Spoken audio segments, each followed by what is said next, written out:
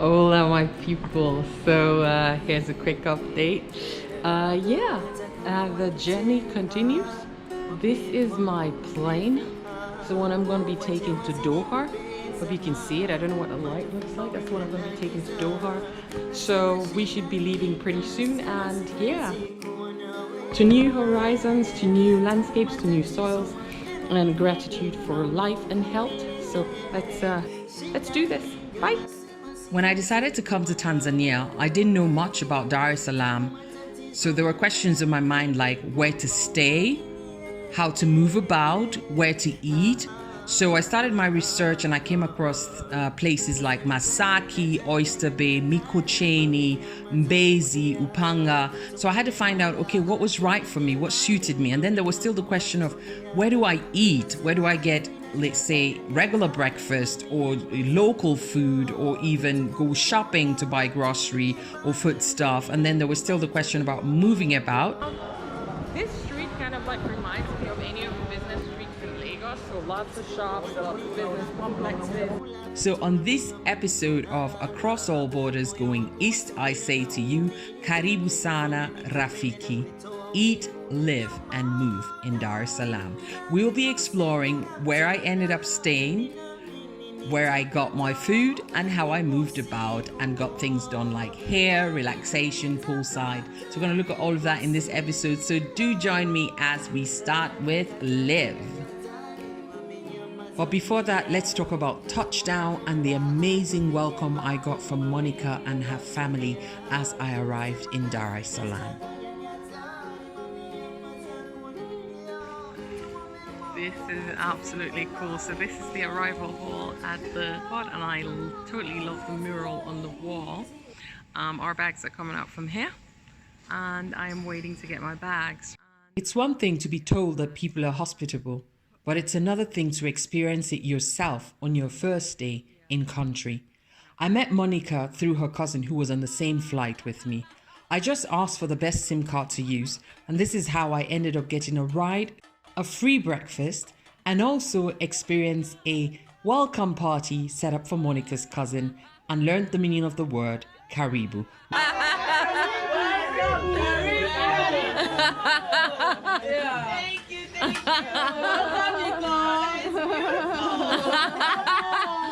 What does Karibu mean? It's welcome. Oh, that's what it means? Okay, here you go. Welcome, Karibu. We're starting with live. How did I choose where to stay, and where did I end up staying in Dar es Salaam? Hello people. So let me show you the accommodation I ended up getting in Dar. It's an ensuite room, and as you can see, I've got a small bedside drawer there, chest of drawers, another chest of drawers that I can use, and a work table. I've got an AC and a ceiling fan, and also here a chair that I can sit on when I want. And you've got, of course, my bathroom, which does not have like a tub, but just a shower area. And I've got this wardrobe to put my stuff in. What I love about this property is that I've got different sitting areas that I can use, which I will show you in a few seconds. Good afternoon from Dar. Let me show you my new abode. I'm going to take you with me. I'm going to walk down and I'll show you the common areas, and you tell me what you think. So price-wise is a bit more expensive than I wanted, especially because I'm not staying a month. Decided not to stay a month, but we're going to see what happens. So let me just show you the place, okay?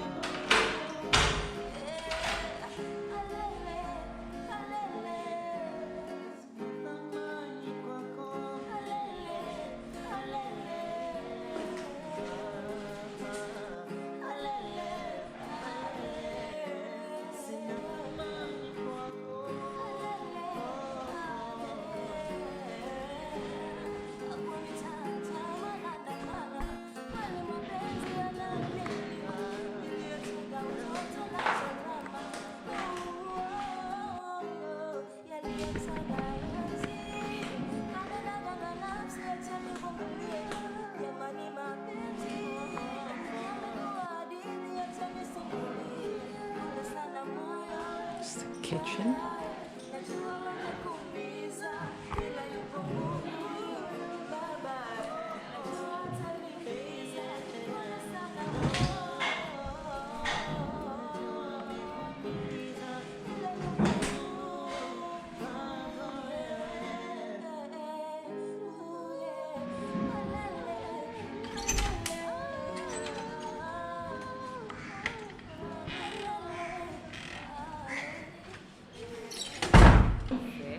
for our tour today. Hope you enjoyed it. Let's go back up and I'm quite happy with the place I chose because right next to it there's a cafe attached, so I could grab a coffee every now and again, but it was located in such a way that I could easily go for a run, and this huge terrace here gave me a place to do stretches or just sit and work outside, and it was shaded a bit, so it was for me an all-rounder perfect place to stay. Plus I could do my laundry anytime I wanted.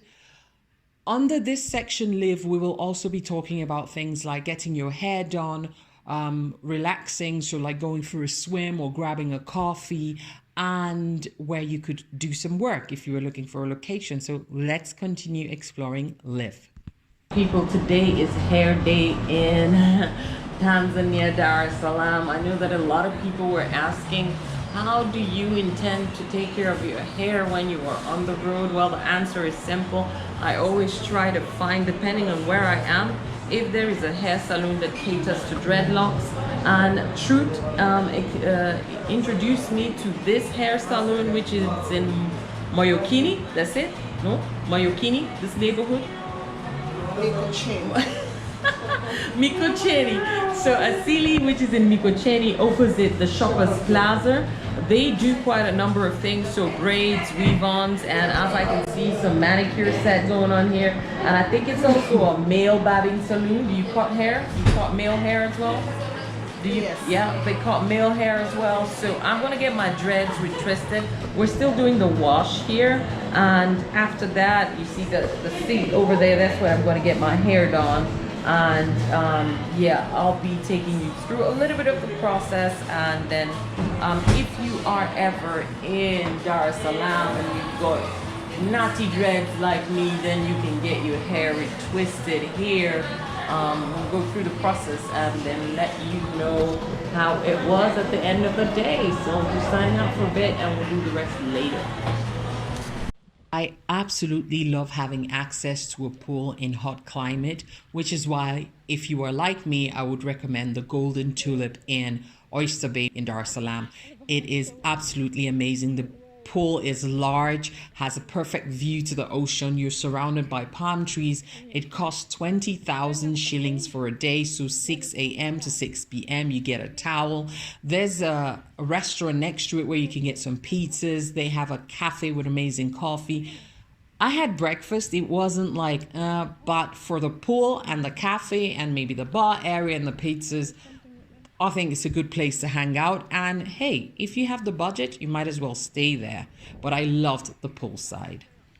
Every now and again, you might need somewhere to get some work done, and I prefer cafes. And for my choice of where to work, I chose Karambezi. I spent a whole day there. I like cafes because mostly they will have Wi-Fi and there might be less of a noise there than a regular restaurant. So let's talk about working at Karambezi.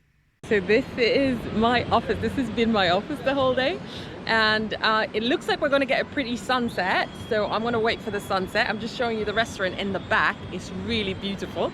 I've spent literally the whole day there, and I've edited my second edition of MLH, and somebody else has a birthday again. They've been having birthdays all day, and these cards are very funny because they're everywhere. I'm going to turn around, you're going to see. So the birthday people are going up to sing. I'm just gonna show you where we are. Oh my God, it's gonna be a beautiful sunset. So I'm gonna go back up and get myself a lovely sunset shot. And now we're gonna move on to eat, breakfast, lunch, dinner. What were my choices, preferences, and how did I select? I'm going to, yeah, I'm going to walk 5 hours after this. Thank you. Okay, you're welcome. Okay, enjoy your breakfast. Thank you very much. So the rest of my breakfast just came. So all of this is like 42,000 Tanzanian shillings, which is like 15 euros. Oh, and there he is. So I was told I would be visited by some lovely birds, and they're coming already. So it means I have to eat quickly. Go away. I'm not sharing. I'm not that nice. Let's put this on. So I tried breakfast at 2 places to be exact. I missed one. I had breakfast at the Golden Tulip and I had breakfast at Salt. I missed breakfast at Karambezi, but I have to say, if I had to choose, the breakfast at Salt was absolutely amazing, and I'll be showing you both breakfast plates that I got. So this is Salt. And this is where Daniel said you get a good breakfast. You actually get a good breakfast here. I had breakfast here yesterday with him, and I'm getting something else today. So I'm just going to show you a bit of it, and then... Okay, so guys, this is what the full Monty looks like, and I think I'm not going to have dinner or lunch today, and I might just go to the pool, but yeah, this is it. Let's dig in. So guys, this is my lunch. You get some bananas, and you see the tray has separated sections so they can give you the different things you asked for. I'm gonna be so full today. This is the first time I'm seeing like okra. Like we call that okra soup. That one in the back, yeah, sort of like we have that as well. Yeah, yeah.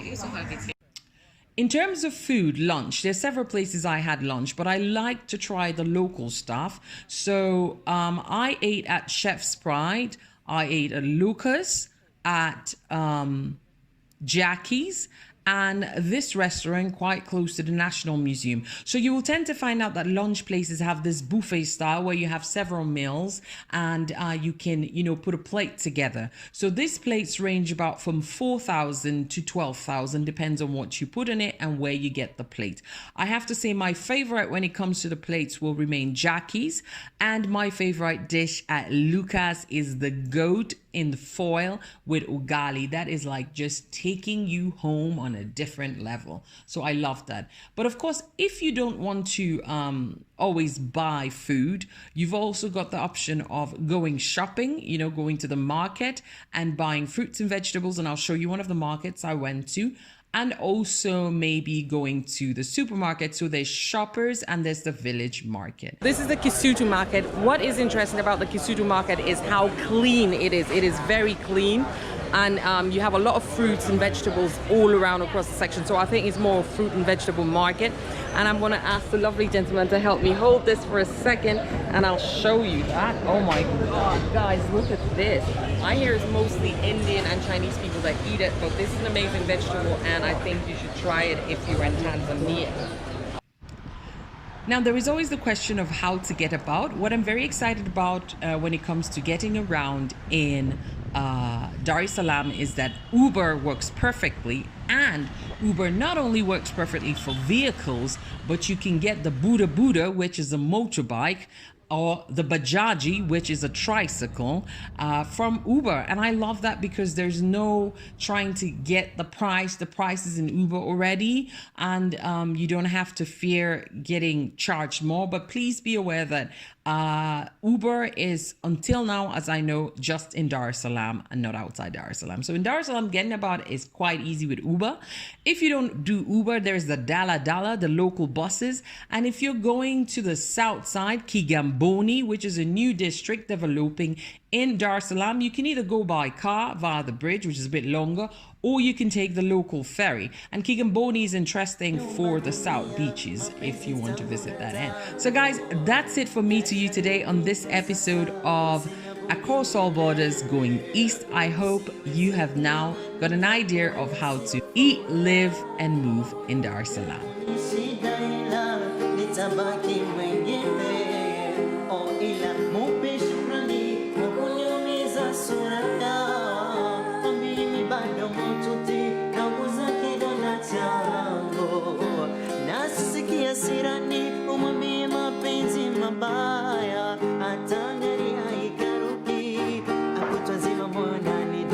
Thank you very much for watching. Yours truly, Liesel81.